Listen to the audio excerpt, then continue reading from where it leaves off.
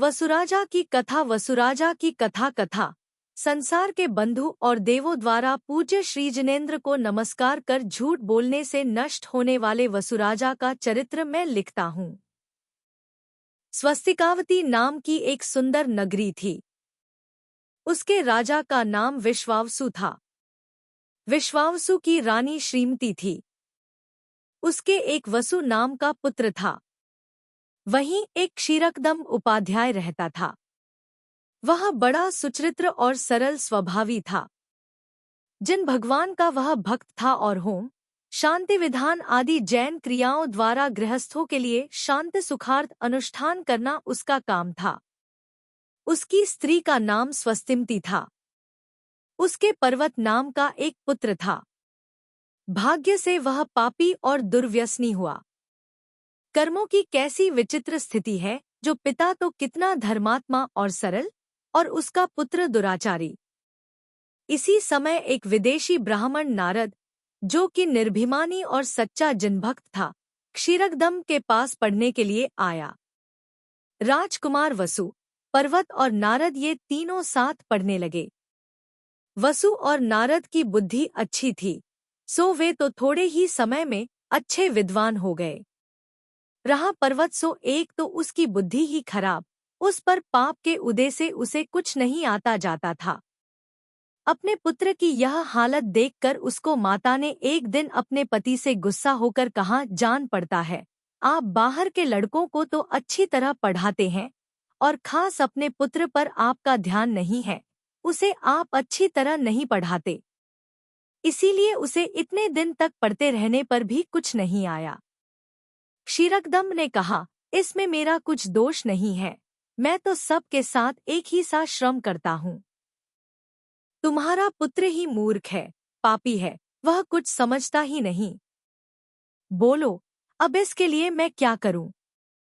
स्वस्तिमती को इस बात पर विश्वास हो, इसलिए उसने तीनों शिष्यों को बुलाकर कहा, पुत्रों, देखो तुम्हें यह एक एक पाई दी जाती है, इसे लेकर तुम बाजार जाओ और अपने बुद्धिबल से इसके द्वारा चने लेकर खा आओ और पाई पीछी वापस भी लौटा लाओ। तीनों गए। उनमें पर्वत एक जगह से चने मोल लेकर और वहीं खा पीकर सूने हाथ घर लौट आया। अब रहे वसु और नारद, सो इन्होंने पहले तो चने मोल लिए और फिर उन्हें इधर-उधर घूमकर बेचा। जब उनकी पाई वसूल हो गई तब बाकी बचे चनों को खाकर वे आए। आकर उन्होंने गुरुजी की अमानत उन्हें वापस सौंप दी। इसके बाद क्षीरकदम ने एक दिन तीनों को आटे के बने हुए 3 बकरे देकर उनसे कहा, देखो, इन्हें ले जाकर और जहाँ कोई न देख पाए ऐसे एकांत स्थान में इनके कानों को छेद लाओ। गुरु की आज्ञानुसार तीनों फिर इस नए काम के लिए गए। पर्वत ने तो एक जंगल में जाकर बकरे का कान छेद डाला। वसु और नारद बहुत जगह गए, सर्वत्र उन्होंने एकांत स्थान ढूंढ डाला, पर उन्हें कहीं उनके मन लायक स्थान नहीं मिला। अथवा यूं कहिए कि उनके विचारानुसार एकांत स्थान कोई था ही नहीं। वे जहां पहुंचते और मन में विचार करते वहीं उन्हें चंद्र, सूर्य, तारा, देव, व्यंतर, पशु, पक्षी और अवधिज्ञानी मुनि आदि जान पड़ते। वे उस समय यह विचार कर कि ऐसा कोई स्थान ही नहीं है जहां कोई न देखता हो, वापस घर लौट आए। उन्होंने उन बकरों के कानों को नहीं छेदा। आकर उन्होंने गुरुजी को नमस्कार किया और अपना सब हाल उनसे कह सुनाया। सच है, बुद्धि कर्म के अनुसार ही हुआ करती है। उनकी बुद्धि की इस प्रकार चतुरता देखकर उपाध्याय जी ने अपनी प्रिया से कहा, क्यों, देखी सबकी बुद्धि और चतुरता? अब कहो, दोष मेरा या पर्वत के भाग्य का?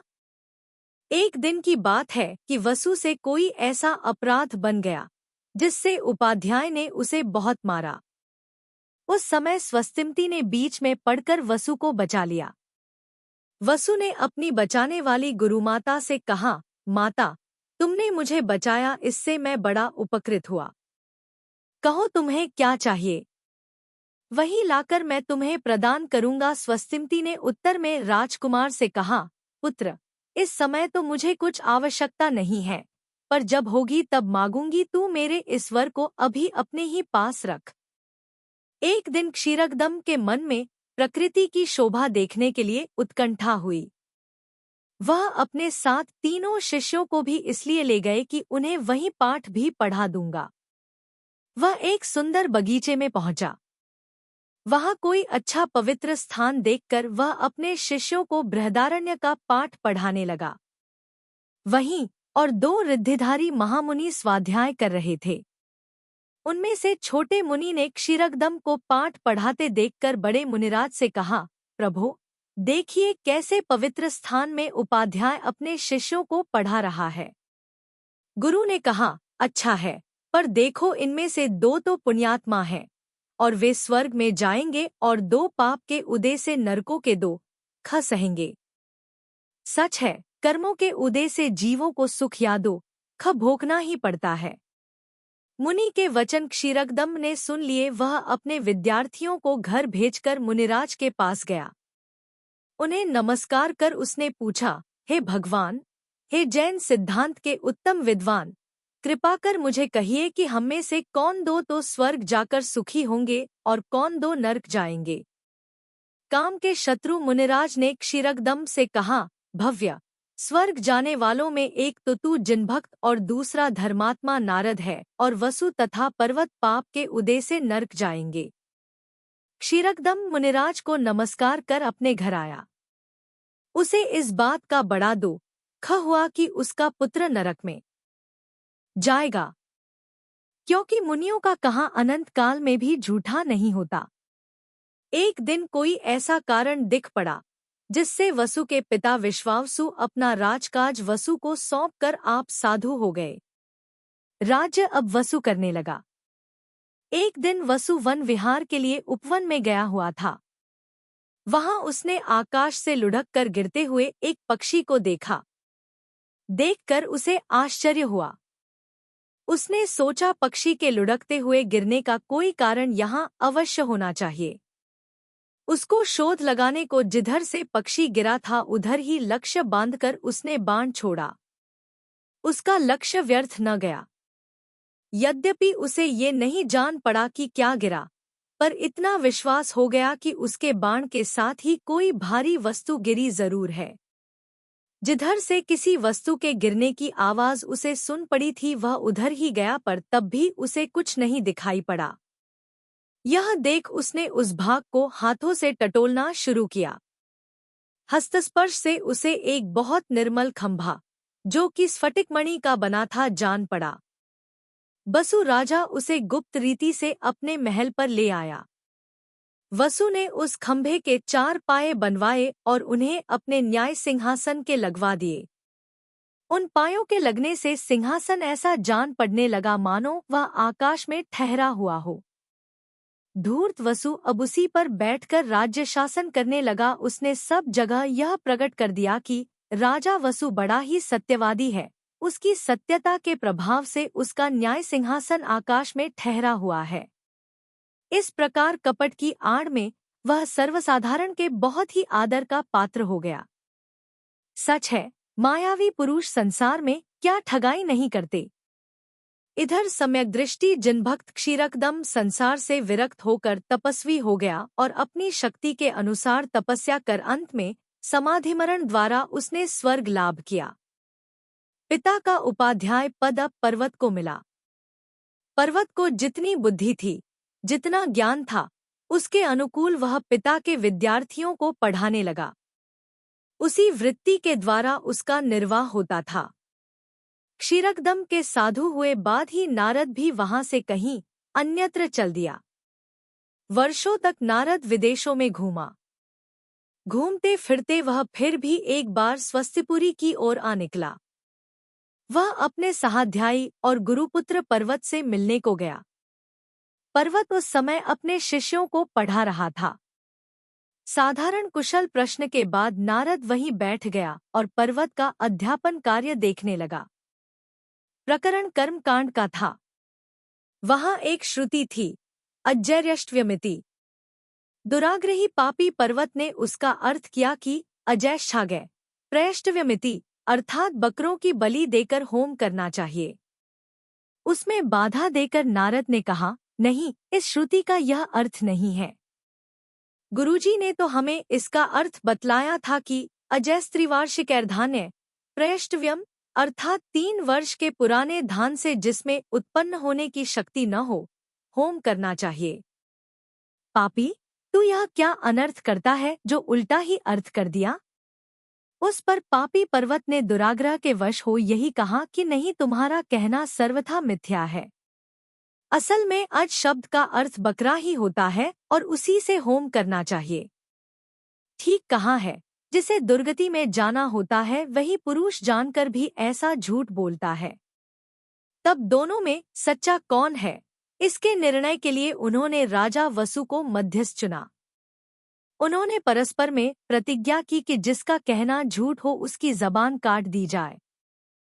पर्वत की मां को जब इस विवाद का और परस्पर की प्रतिज्ञा का हाल मालूम हुआ तब उसने पर्वत को बुलाकर बहुत डांटा और गुस्से में आकर कहा, पापी, तूने यह क्या अनर्थ किया? क्यों उस श्रुति का उल्टा अर्थ किया? तुझे नहीं मालूम कि तेरा पिता जैन धर्म का पूर्ण श्रद्धानी था और वह अजैर्यष्टव्यम इसका अर्थ 3 वर्ष के पुराने धान से होम करने को कहता था और स्वयं भी वह पुराने धान ही से सदा होमादिक किया करता था। स्वस्तिमती ने उसे और भी बहुत फटकारा पर उसका फल कुछ नहीं निकला। पर्वत अपनी प्रतिज्ञा पर दृढ़ बना रहा।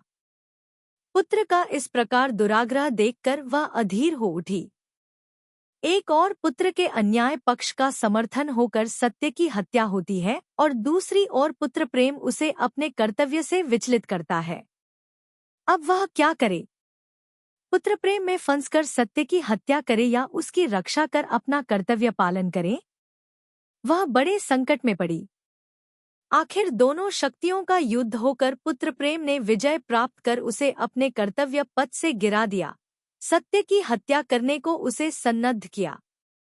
वह उसी समय वसु के पास पहुंची और उससे बोली, पुत्र, तुम्हें याद होगा कि मेरा एक वर तुमसे पाना बाकी है।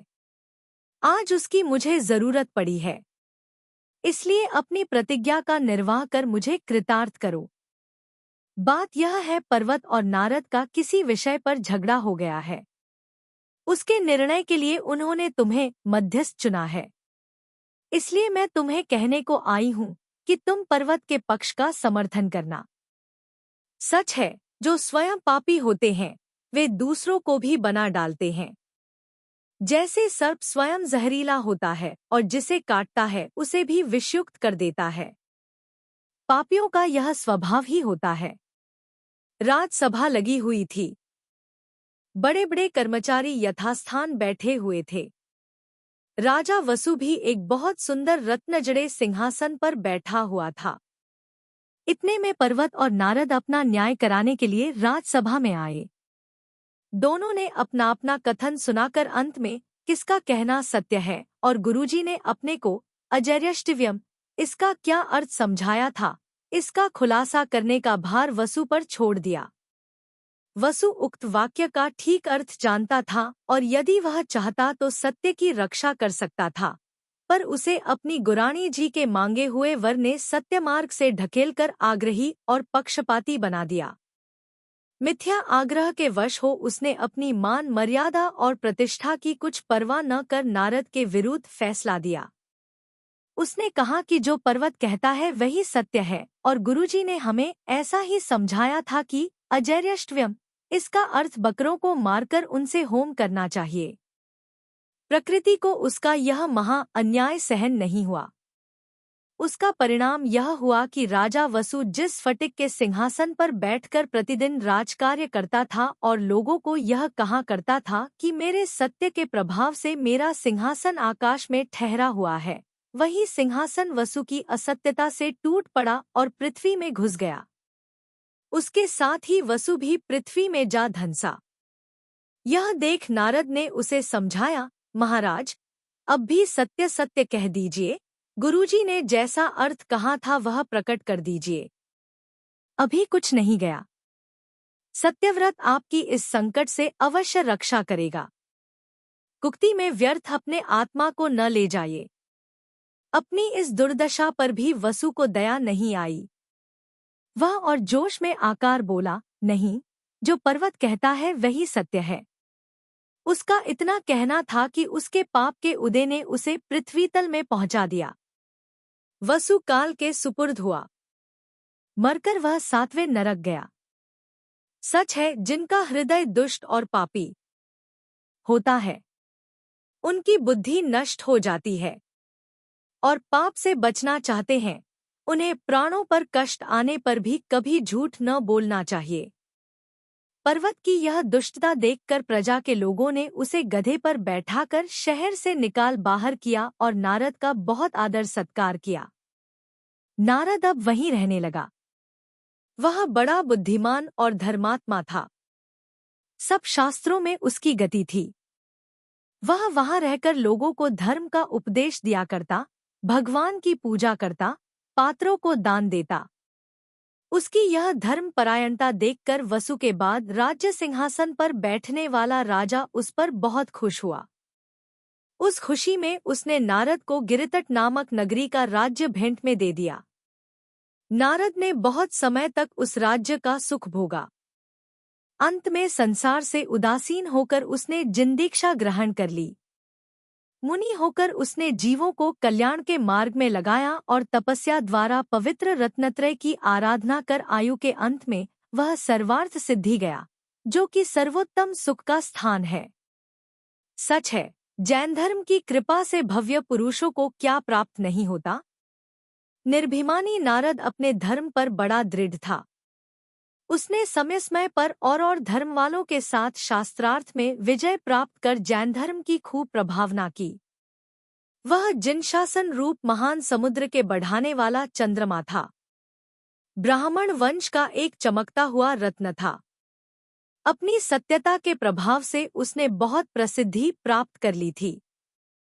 अंत में वह तपस्या कर सर्वात सिद्धि गया। वह महात्मा नारद सबका कल्याण करे।